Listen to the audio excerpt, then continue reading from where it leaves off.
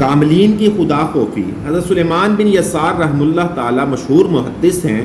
ایک مرتبہ حج کے سفر پر روانہ ہوئے تو جنگل میں ایک جگہ پر پڑاؤ ڈالا۔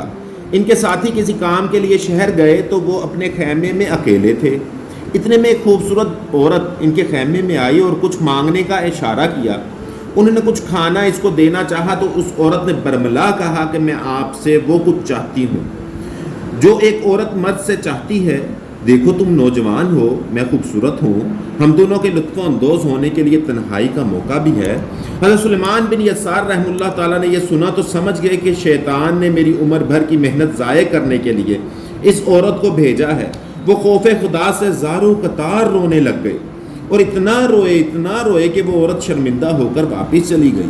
حضرت سلیمان بن یسار رحم اللہ تعالیٰ نے اللہ تعالیٰ کو شکر ادا کیا کہ مصیبت سے جان چھوٹی۔ رات کو سوئے تو حضرت یوسف علیہ السلام کی خواب میں زیارت ہوئی۔